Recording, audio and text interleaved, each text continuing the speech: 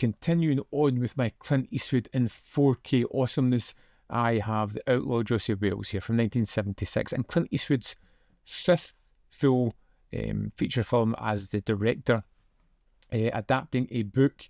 This is one of those movies that's kind of revisionist within the history scope of things. We take Josey Wales, a man at the start whose wife and child are murdered in front of him. He's left for dead, and then he picks up looking to get revenge, joining a band of men who are hunting down the criminals that abused and destroyed his family. And it just, it's a wonderful opening sequence. It lets you know everything about Josey at this point. He's hell-bent on revenge, and that is all that's driving him forward. Everything else is almost secondary, and this is all he's going to aim for. And you can understand that. But what the magic of Josey Wales is throughout this film, he seems to pick up a ragtag group of losers, people who've lost their way or discarded by society, and almost makes them better, building a second family for himself throughout the whole of this film. How's it going? He knows he can do the best for us on the back of a horse. He's a guerrilla fighter. And I do like the fact that we have such a great cast, particularly John Vernon. And this is where the film reminds me of Billy the Kid and Pat Garrett, because you have this man who intimately knows Wales, having worked with him, who seems to have turned to one side and is tracking him down. And you feel that the bad guys always have like a little better handle on getting Wales at some point, because they have this character helping them along their journey. But I love how violent and visceral this film is. It pulls no punches.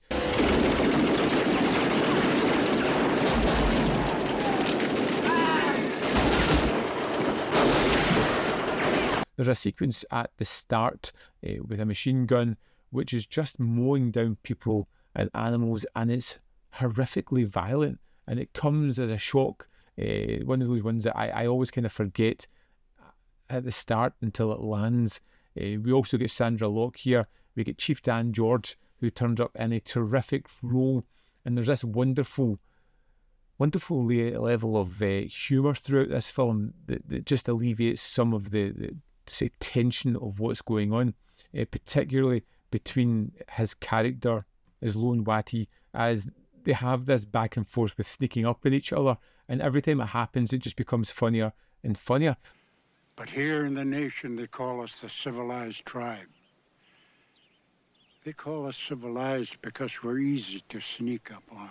There's also this ridiculously cool but obnoxious trait of spitting that Clint has within this film. It's used to just mark that this character has landed the way he does it. In fact, there's one point where Lone Whitey is watching his character, kind of almost coaching him from a distance, going and tells him to now turn, spit, nailed it, you look cool. And it's just, it has this really fun level of humour throughout it that's really engaging, really catching, and just lifts the film up a little bit.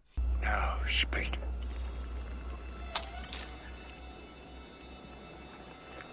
Just get off the horse. Now, it does have wonderful levels of shootouts, of action set pieces, but at the heart of it, you've got Clint Eastwood again giving a terrific performance as a man who is driven, who has a goal in mind, but he's quite smart about things. The way he takes his time, he's not going to rush into action. Wonderful moment where there's a bridge crossing that's been pulled across the water on a rope, and you just see the character just patiently waiting for the bad guys to catch up, and there's no rush, there's no panic, there's just a calm nature about Josey Wales as he just waits on the inevitable before he takes action. Whooped him again, didn't we, Josey? Whooped him again, boy. Again, it's another one of those films where not all the characters are going to make it to the end, and there's going to be a lot of losses along the way. We get the initial family at the start, and we have friends of Josey that are going to fall by the wayside later on as well, which is a little bit of an impact, because although I would like to have seen these characters survive, they add a little bit more to the film when you see their demise and how it hits the other characters. I particularly love a lot of the chase sequences within this one. The fact that they're trying to get out of the way, the fact that they seem to be helped by a lot of people along their journey who just kind of believe in what they're doing and just won't put up for a lot of the atrocities that were done in the name of war and are certainly just forgotten. These people are more likely to turn away from Josey Wales or even help him along his journey, but never really wanting to put him in the limelight. I like this film a lot. Again, really enjoyable, really fun, looks really good as well in 4K. A lot of the sort of vista shots again in this one are just terrific.